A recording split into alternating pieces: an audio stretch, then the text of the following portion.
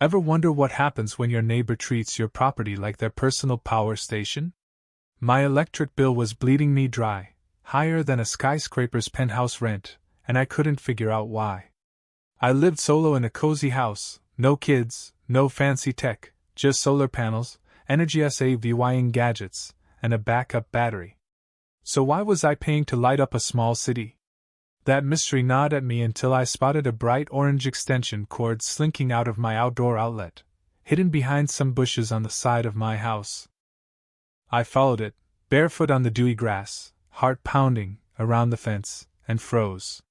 There was Margaret, the HOA queen, decked out in a loud floral robe and a wide-brimmed hat, sipping lemonade while her industrial fan and space heater purred on her patio, all plugged into saw electricity.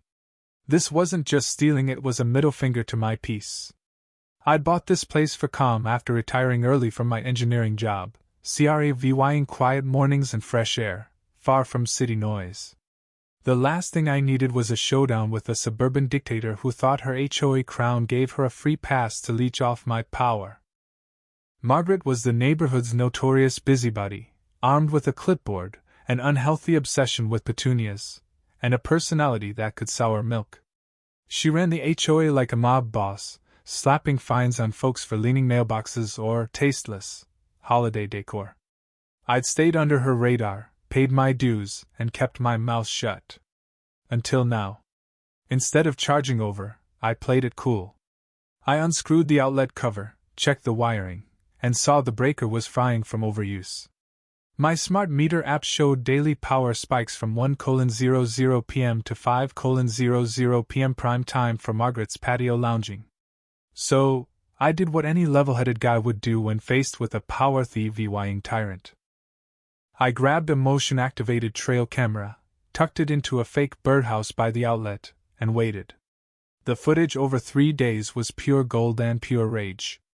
Margaret would strut over in some gaudy workout gear, plug in her cord like she owned my yard, and sashay back, texting with one hand, clutching a smoothie in the other. On day 3, she yelled to her husband, "No worries, we've got plenty of power for the blender now." A saw blender saw. She was whipping up daiquiris on my dime. I wasn't just mad, I was floored by her gall. When I finally confronted her, the real drama kicked off. I caught her mid-plug, her hand glued to the cord like she'd been caught robbing a bank. "Margaret," I said, calm as a summer breeze, "did you know that's my outlet?" She didn't blink. "Oh, please. That outlet's on the HOA maintained side yard, so it's community property. The board voted to allow utility sharing for outdoor events." I stared, dumbfounded. "A vote?" She smirked. "Unofficial, but I'm president, so it's legit." I told her to cut it out or I'd call the city. She laughed, muttering, "You should be grateful I'm using your wasted space," and strutted off. That's when I knew she'd learn the hard way.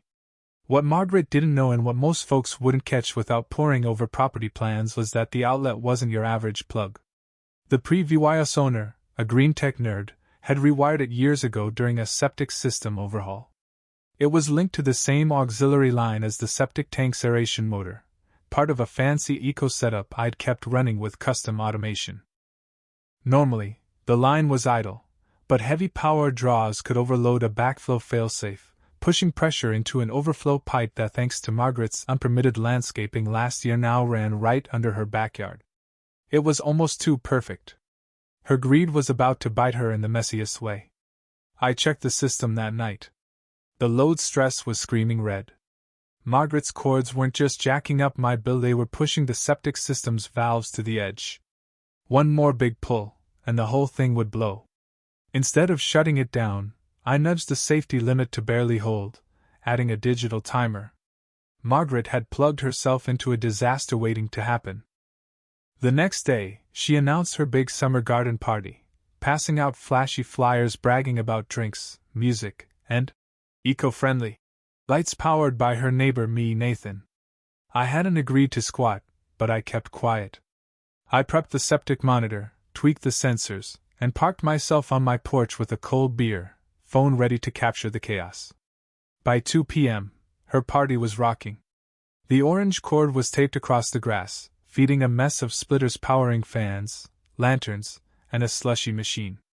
Margaret's guests danced under fairy lights, clueless about the countdown on my app. 1 hour until pressure failure. I could stop it with a tap, but I didn't. Margaret had picked her fight. All I did was sip my beer and watch the numbers tick down. The neighborhood was buzzing. Margaret's parties were rare, and she'd gone all out, rented speakers, a local band, even a fog machine for the wide best. From my porch, I felt like I was watching a con artist rob herself blind. Margaret strutted like a peacock, barking orders at her HOA minions desperate to stay on her good side. The cord from my outlet was powering half her yard. A kid zoomed by with a slushie, trailed by a woman swatting mosquitoes like she was in a horror flick. I grinned. With 38 minutes left, the septic pressure hit critical. The fail-safe valve kicked in once but couldn't reset with Margaret's constant drain, now including a karaoke machine. Margaret grabbed the mic, crowing about her green event and thanking Nathan Saw while shooting a smug look at my porch. I waved, smirking. At 22 minutes, the system spiked again, flashing red. Her husband flipped on the fog machine, and I nearly spit out my beer. Guests danced to a butchered Sweet Caroline.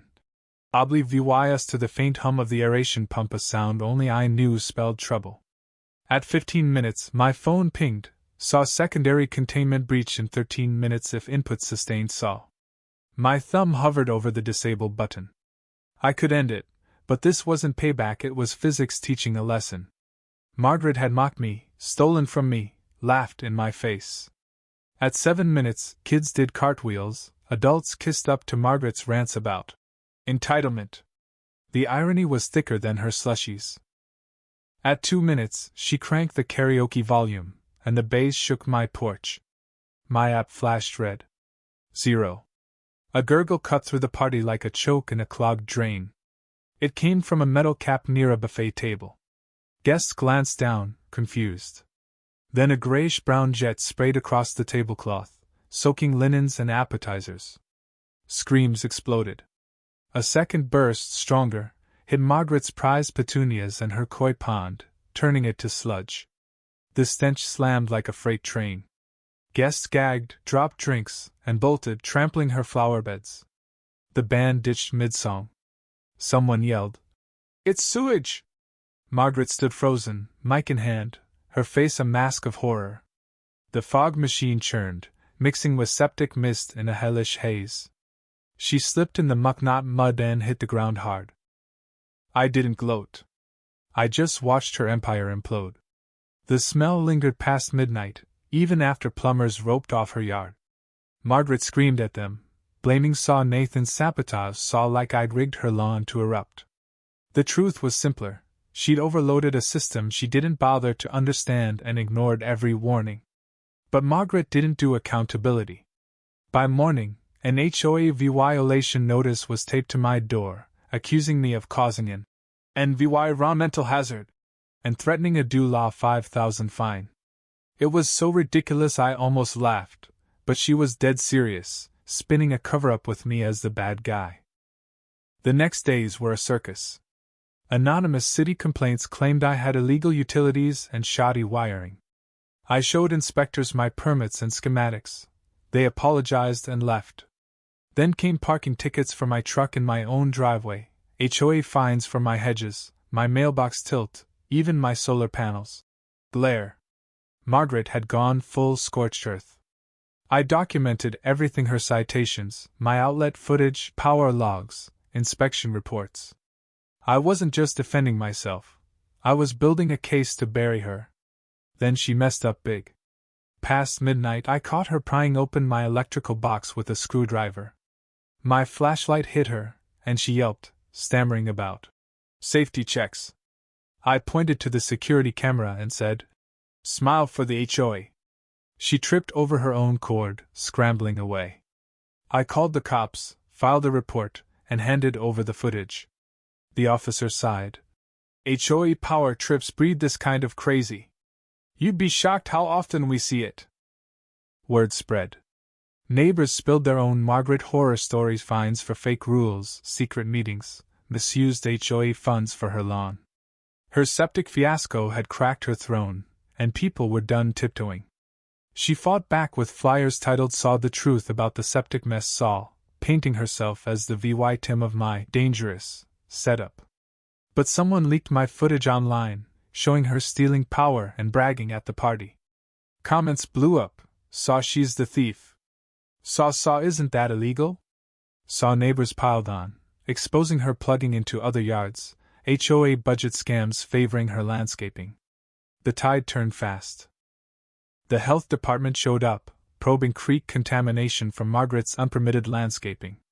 I handed over logs and schematics while she slammed her door on them. 2 HOA board members quit, sick of her drama. At an emergency HOA meeting, the county played my VY Dale. The room went dead quiet. When they dropped her due law $250,000 fine for non-environmental violations, neighbors lost it, demanding her ouster and refunds. Margaret's excuses lost permits, doctored footage fell apart.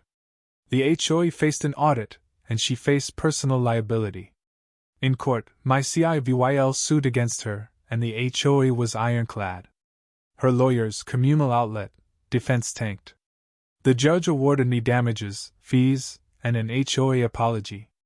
Margaret was banned from leadership for 5 years and hit with county charges for environmental violations. I joined the HOA as an advisor, pushing a Margaret rule to curb abuses. Her house went up for sale, her husband long gone, her reputation